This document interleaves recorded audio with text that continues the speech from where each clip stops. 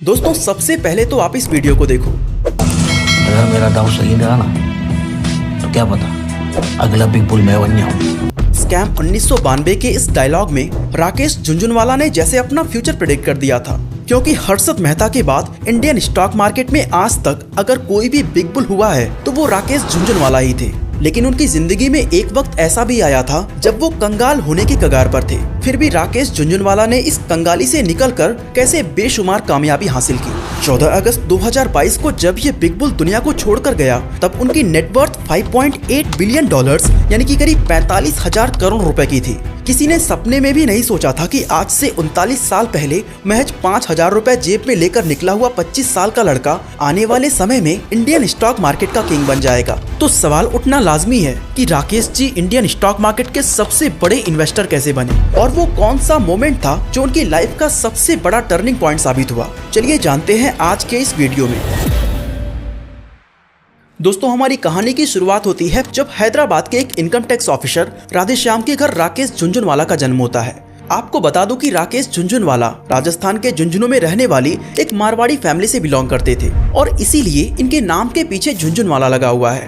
अब क्योंकि राकेश जी के पिता एक इनकम टैक्स ऑफिसर थे, इसलिए उनके घर के अंदर भारत के स्टॉक मार्केट की बातें चलती रहती थी और स्टॉक मार्केट का इंटरेस्ट राकेश जी को यहीं से आया था। सिर्फ 15 साल की उम्र से राकेश जी ने न्यूज़पेपर्स में स्टॉक से जुड़ी हुई खबरें पढ़ना शुरू कर दिया था। उसी वक्त उन्होंने तय कर लिया था कि उनकी किस्मत को स्टॉक मार्केट की स्याही से ही लिखी जाएगी। पर एक मिडिल क्लास लड़के की ख्वाब इतनी आसानी से कहाँ ही पूरा होते हैं। उसकी आधी जिंदगी तो परिवार की ख्वाहिशें पूरी करते ही निकल जाती है। राकेश जी के साथ भी कुछ ऐसा ही हुआ। जब वो अपने पिता को अपनी स्टॉक मार्केट ड्रीम के बारे में बताते हैं तो पहले तो उन्हें डांट पड़ी, फिर उन्हें पढ़ाई लिखाई पर ध्यान देने को कहा गया। आपको बता दूं कि राकेश जी ने मुंबई के Sydenham college of commerce and economics से अपनी ग्रेजुएशन कंप्लीट की थी। ये वही कॉलेज है जिससे भारत के famous industrialist Kumar Mangalam Birla, Kotak Mahindra bank के चेयरमैन उदय कोटक, HDFC के चेयरमैन दीपक परेख, मरिको के चेयरमैन हर्ष मरीवाला और हाल ही में शार्क टैंक इंडिया पर नजर आए रॉनी स्क्रूवाला जैसे दिग्गज बिजनेसमैन निकले हुए हैं।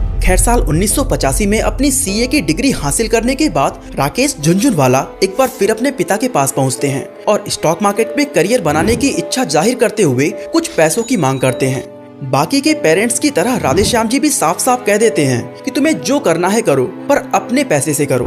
साथ ही वो राकेश को एडवाइस देते हैं कि कभी भी परिवार या दोस्तों से पैसे उधार लेकर स्टॉक मार्केट में मत लगाना। राकेश जी की माँ तो यहाँ तक कहा करती थी कि अगर तुम स्टॉक मार्केट में पैसा लगाओगे तो तुमसे कोई भी शादी नहीं करेगा। स्टॉक मार्केट बहुत ज्यादा रिस्की है, ये तो हमेशा से ही मिडिल क्लास मेंटालिटी के अंदर फिट पड़ा हुआ है। अब जरा आप ही सोचो, एक लड़का जिसने अभी अपनी पढ़ाई खत्म ही की है, उसके पास खुद के पैसे कहाँ से ही आएंगे। जब राकेश जी ने अपनी सेविंग्स टटोली तो उनके पास सिर्फ 5,000 रुपए मिले। पैसे कम जरूर थे, पर राकेश झुनझुनवाला के दिमाग में स्टॉक मार्केट इस तरह बस गया था कि करोड़ों की इमारत को बनाने के लिए वो 5,000 रुपए लेकर ही निकल पड़े। शुरुआत में उन्होंने छोटे छोटे ट्रेड्स लिए जिससे वो अपने स्किल्स को इम्प्रूव करते गए। इसी दौरान एक दिन उनके बड़े भाई जो खुद एक CA थे, वो राकेश के पास एक अमीर लेडी को लेकर आते हैं जो अपने पैसों को स्टॉक मार्केट में इन्वेस्ट करना चाहती थी। आपको बता दूं कि उस वक्त फिक्स्ड डिपॉजिट 12 से 13% का इंटरेस्ट दिया करती थी, लेकिन राकेश जी ने उस लेडी को 18% इंटरेस्ट देने का वादा किया था और ऐसे करके 2.5 लाख रुपए की इन्वेस्टमेंट ले ली। इसी तरह उनके बड़े भाई ने राकेश जी के लिए कुछ और क्लाइंट्स लाए जिसके जरिए उन्हें स्टॉक मार्केट में दांव खेलने के लिए करीब 10 लाख रुपए मिल चुके थे। स्टॉक मार्केट में अपनी एंट्री के जस्ट 1 साल बाद यानी 1986 में राकेश जी ने अपना पहला प्रॉफिट कमा लिया था। उन्होंने 43 रुपए पर शेयर की कीमत पर टाटा टी के 5,000 शेयर्स खरीदे जिसकी वैल्यू सिर्फ 3 महीने के अंदर 143 रुपए तक पहुंच जाती है। इस एक ट्रेड से राकेश जी ने पूरे 5 लाख रुपए कमाए, जिससे उनका कॉन्फिडेंस 7वें आसमान पर पहुंच चुका था। इसके बाद तो जैसे उन्होंने रुकने का नाम ही नहीं लिया और 1986 से 1989 के बीच करीब 50 लाख रुपए की कमाई की। और जिस लड़के की जेब में कुछ साल पहले तक सिर्फ 5,000 रुपए हुआ करते थे, उसने 4 लाख रुपए का पहला टैक्स भरा था। पर कौन जानता था कि ये तो राकेश झुनझुनवाला की सक्सेस स्टोरी का ट्रेलर मात्र था, अभी तो पूरी फिल्म ही बची हुई थी। साल 1989 में जब भारत में इंडस्ट्रियलाइजेशन अपने पीक पर था और आयरन ओर की डिमांड काफी बढ़ चुकी थी, तभी आयरन ओर की ग्लोबल मार्केट में रिसेशन आने के कारण भारत की कंपनी सेसागुवा को ह्यूज लॉसेस का सामना करना पड़ रहा था। आपको बता दूं, सेसागुवा को आज हम वेदांता के नाम से जानते हैं, जो भारत की एक जानी मानी माइनिंग कंपनी है। उस समय सेसागोवा की स्टॉक प्राइस 28 रुपए पर शेयर तक गिर चुकी थी और ज्यादातर इन्वेस्टर्स इसको सेल किए जा रहे थे। तभी राकेश जी ने इसे एक ह्यूज अपॉर्चुनिटी की तरह देखा और करीब 1 करोड़ रुपए लगाकर सेसागोवा के 4 लाख शेयर्स को खरीद लिया। राकेश जी को अपने ऊपर कितना कॉन्फिडेंस था इसे आप इस बात से समझ सकते हो कि इस 1 करोड़ रुपए में कुल 50 लाख तो उनकी आज तक की पूरी कमाई थी और बाकी के 50 लाख उन्होंने उधार लिया हुआ था। इसमें रिस्क का फैक्टर बेहद ही हाई था, लेकिन वो डायलॉग है ना, रिस्क है तो रिस्क है। राकेश झुनझुनवाला का फैसला सही साबित हुआ और कुछ ही समय में सेसागोवा ने जबरदस्त रिटर्न्स दिए, जिससे साल 1989 में ही उनकी नेटवर्थ 2.5 करोड़ रुपए को टच कर चुकी थी। अब आप सोच रहे होंगे कि राकेश जी को इतना कॉन्फिडेंस आया कहां से? वेल, इसका जवाब जानने के लिए हमें साल 1985 में जाना होगा, जब राकेश झुनझुनवाला ने स्टॉक मार्केट में कदम रखा था। इस दौरान मुंबई की दलाल स्ट्रीट में राकेश की मुलाकात एक ऐसे इंसान से होती है जिसे वो अपनी जिंदगी का सबसे बड़ा इन्फ्लुएंसर मानते थे। मैं बात कर रहा हूँ राधा किशन दमानी जी का, जो आज अपनी सुपरमार्केट चैन डीमार्ट के साथ भारत की रिटेल इंडस्ट्री का किंग बन चुके हैं। राधा किशन दमानी के पिता शिव किशन जी दलाल स्ट्रीट में काम किया करते थे, जबकि राधा किशन दमानी बॉल बीयरिंग का बिजनेस संभालते थे। पर जब उनके पिता की मौत होती है तो वो स्टॉक मार्केट में एंट्री लेने का फैसला करते हैं और ऐसे में दलाल स्ट्रीट में भारत के 2 सबसे महान इन्वेस्टर्स राकेश झुनझुनवाला और राधा किशन दमानी की मुलाकात होती है।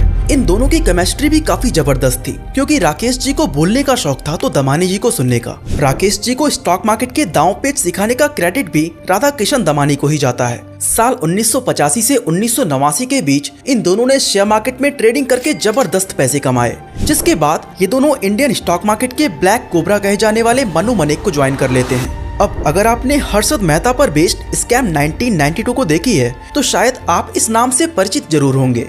मनु मनेक भारत के स्टॉक मार्केट में बियर कार्टेल का लीडर हुआ करता था। ये इंसान इतना पावरफुल था कि एक समय पूरा स्टॉक मार्केट इसके इशारों पर नाचा करता था। पर फिर इसका पाला पड़ता है हर्षद मेहता से, जिसने मार्केट में ऐसा बुल रन मचाया कि मनु मनेक को जबरदस्त लॉस हुआ। अब अगर आप बुल और बियर मार्केट जैसे शब्दों से कंफ्यूज हो रहे हैं तो सिर्फ इतना समझ लो कि शेयर मार्केट के जरिए 2 तरह से पैसे कमाए जा सकते हैं। कुछ लोग शेयर की कीमत बढ़ने पर पैसे कमाते हैं तो इसे बुल मार्केट कहा जाता है, पर स्टॉक मार्केट में आप शेयर की कीमत कम होने पर भी कमा सकते हो, जिसे शॉर्ट सेलिंग कहा जाता है। और जब शेयर्स की कीमत लगातार नीचे जा रही होती है तो इसे हम बियर मार्केट कहते हैं। अब ये सब मैं आपको इसलिए बता रहा हूँ क्योंकि हमारी आगे की कहानी में इन वर्ड्स का काफी इम्पोर्टेंट रोल होने वाला है। मनु मनेक को ज्वाइन करने के बाद राकेश और राधा किशन जी ने भी शॉर्ट सेलिंग शुरू कर दी, पर हर्षद मेहता ने अपना शातिर दिमाग लगाकर बैंक से इतने पैसे उठा लिए कि मार्केट को नीचे गिरने ही नहीं दिया और तीनों को शॉर्ट सेलिंग में अच्छा खासा लॉस झेलना पड़ा। लेकिन फिर 1992 में हर्षद मेहता स्कैम दुनिया के सामने आता है, जिसकी वैल्यू करीब 30,000 करोड़ की थी, जिससे इंडियन स्टॉक मार्केट पूरी तरह से हिल चुका था। राकेश झुनझुनवाला इस मौके का पूरा फायदा उठाते हैं और शॉर्ट सेलिंग करके कुछ ही समय में 30 से 35 करोड़ रुपए कमा लेते हैं। और ये राकेश जी के स्टॉक मार्केट करियर का टर्निंग पॉइंट भी था, इसलिए नहीं क्योंकि उन्होंने बहुत सारा पैसा कमाया, बल्कि इसलिए क्योंकि इसके बाद राकेश ने स्टॉक ट्रेडिंग से किनारा कस लिया था। राकेश जी अच्छे से जानते थे कि हर्षद मेहता स्कैम के कारण मार्केट कुछ समय के लिए नीचे तो जा रहा है, पर इंडियन स्टॉक मार्केट आने वाले समय में तेजी से ग्रो करने वाला है और इसे कोई बियर कार्टेल नहीं रोक सकता। और उनकी ये बात 100% सही साबित हुई। मनु मनेक से किनारा करने के बाद साल 1992 में Rakesh ji rare enterprises private limited नाम की एक कंपनी की शुरुआत करते हैं। यहाँ रेयर में RA का मतलब राकेश से है और RE का मतलब रेखा से। रेखा राकेश जी की पत्नी है, जिनसे उनकी शादी साल 1987 में हुई थी। वैसे इन दोनों से जुड़ी एक जबरदस्त कहानी है, जिसे राकेश झुनझुनवाला ने अपने एक इंटरव्यू में शेयर किया था। रेखा जी एक अमीर फैमिली से बिलोंग करती थी। उनके घर में AC और कार जैसी सारी सुख सुविधाएं मौजूद थी, पर राकेश जी के घर कोई AC नहीं था, जिसकी मांग उनकी पत्नी अक्सर किया करती थी। बात है साल 1990 की, जब VP सिंह भारत के प्रधानमंत्री हुआ करते थे और फाइनेंस मिनिस्ट्री की जिम्मेदारी मधु दंदावटे के कंधों पर थी। राजीव गांधी की मौत के बाद जिस सिचुएशन में नई सरकार बनी थी और VP सिंह की पिछली नीतियां जिस तरह की रही थी, उन्हें देखकर इन्वेस्टर्स को 1990 के यूनियन बजट पर बिल्कुल भी भरोसा नहीं था।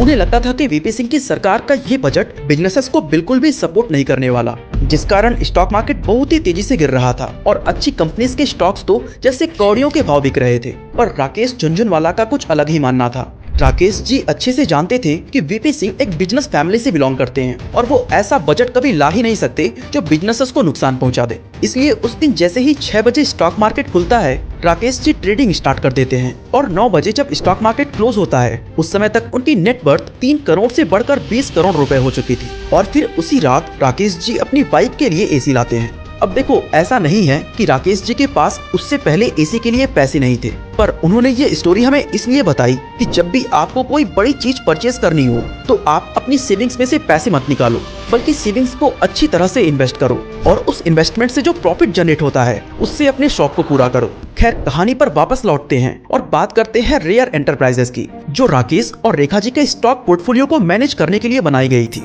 यही वो कंपनी है जिसके जरिए राकेश जी ने ट्रेडिंग से लॉन्ग टर्म इन्वेस्टिंग की ओर कदम बढ़ाया था। लेकिन अब सवाल ये उठता है कि क्या उन्हें इस नए अप्रोच में सक्सेस मिली?